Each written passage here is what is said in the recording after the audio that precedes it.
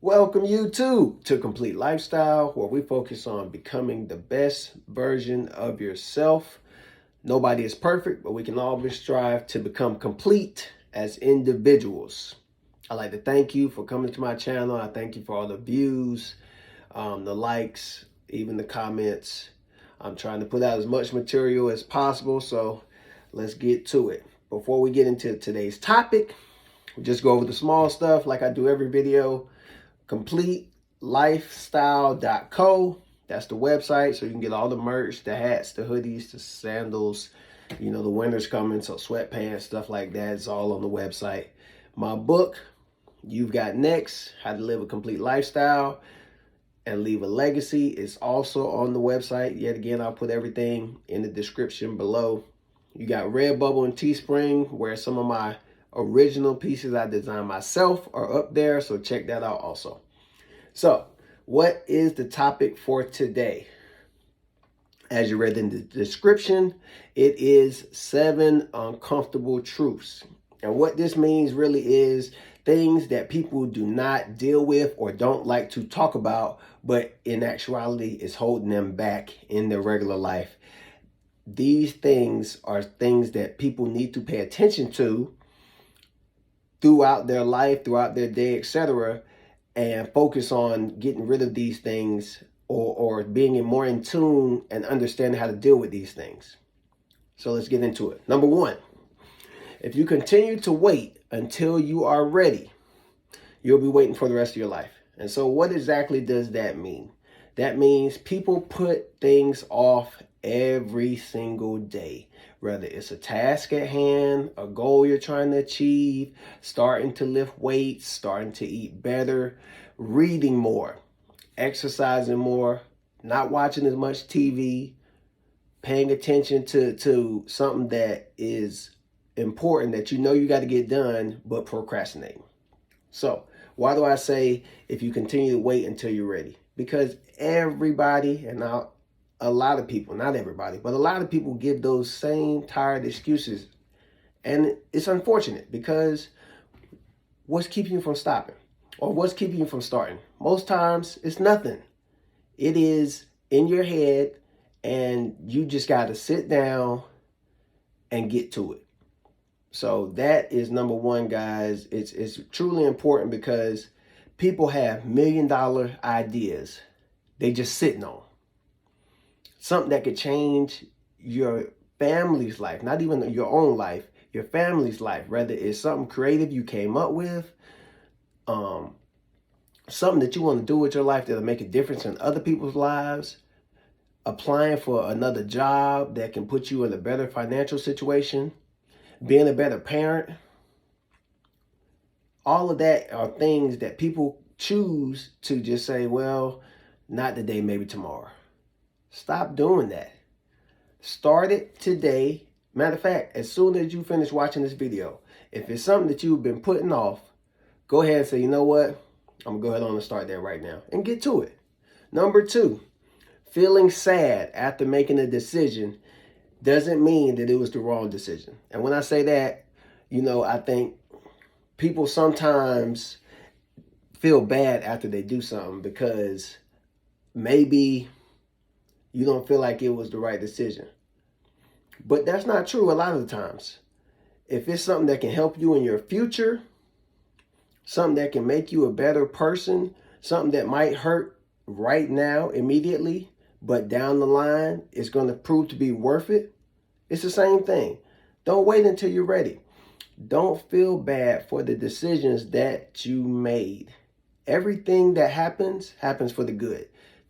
The key thing is perception. When you make a decision and you feel bad, what do you tell yourself? Do you tell yourself it was the wrong decision, or do you tell yourself it's going to be worth it in the end? The thing about it that people really don't understand there is no wrong decisions. Everything that you're going to do has been planned out before you were even born. The decisions that you're making are going to help you in your life and moving forward.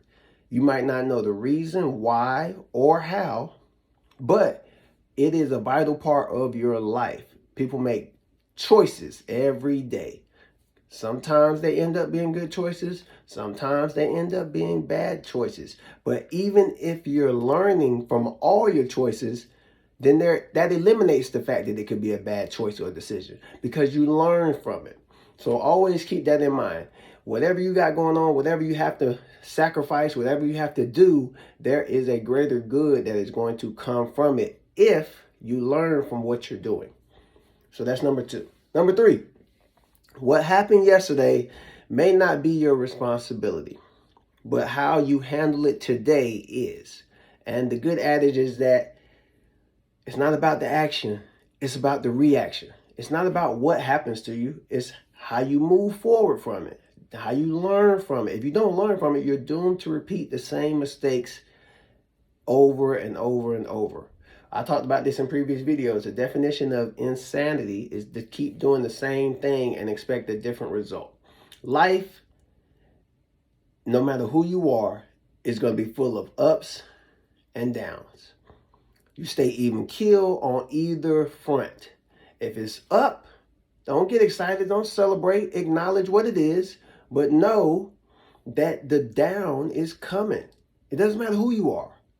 The down is always going to come. And the same way the down comes, you don't get negative or low on it. You stay even keel just like you did with the up. If you lose something that was in your possession, whether it's a job, whether it's something close to you, whatever, you have to react to it like you knew it was going to happen and you knew that you have to move forward, because that's what you got to do. You got to be able to move forward no matter what. It's always going to be something coming your way. Something good, something bad. Karma is a word we put out like, well, you put out a whole bunch of it, you'll get a whole bunch back. That can be a true thing. But what happens when the negativity comes, even if you didn't put the negativity out? You still have to learn from it. You still have to move forward and not let it affect you to the fact that it slows you down or starts pushing you in a negative way. We got to learn from everything that happens to us and always keep moving forward, guys. Number 4, protect your boundaries at all costs. Meaning, know what you stand for. Know what you're worth. Protect your energy. Protect your space. There's a lot of negativity out here in the world. If you don't put yourself in those spotlights or in those positions, then you absolve yourself from a lot of the negativity that can come your way. If you know you're a hothead and you got a temper problem and you don't do good when you drink or you smoke, don't go out. Because if you go out and you're putting yourself in that environment where you know you're going to be doing those things and you're going to possibly put yourself to be in a situation where you got to fight or you're going to get into it with somebody, remove yourself from the situation until you learn how to control yourself or what you got going on. Whether it's your drinking, you're smoking, whatever it is, put yourself in the best position. I don't go out a lot of times because I know at nighttime people are drinking. People are under the influence. They drive reckless. They park reckless. A lot of times some men can't hold their alcohol, so they get what they call liquid courage. So then they're either trying to fight or they're trying to cause an issue, or you could be out with a friend and it could be the opposite sex and they'll talk to your friend or try to disrespect you in front of you because of the courage. Not because that's who they are, but because they've been having a couple drinks and now they feel like, oh, I can do what I want. Not a good thing. So remove yourself from the environments that you know can always get you in trouble. I got family or associates that I know doesn't always have their own best interests at heart. And as much as I would love to be around them and spend time with them because of who they are in my life, I have to know I can't put myself in that bad space because they don't know what their negativity or how their negativity will affect me, and neither do I. So I always have to try to keep in mind to protect my space, protect my energy, because things out here can flip in that instance. Everything could be going fine, and just because you're at the wrong place at the wrong time something negative will happen and your life is changed forever. And there is no going back after certain things are done. It's, oh, I wish I would have not done this, or I wish I would have not done that. It's too late for that. I'm giving you the video right now.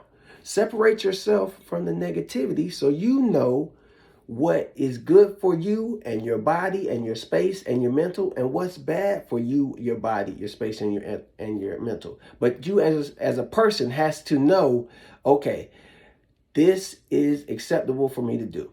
This is not going to jeopardize my life, my family, my job, etc., etc. So you always got to protect what is yours. Doesn't mean you can't have a good time.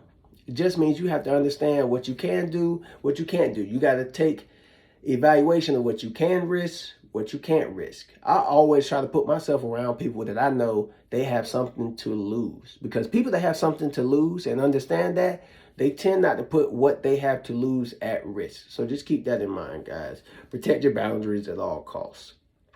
Number 5, if you learn to read books, you can be smart.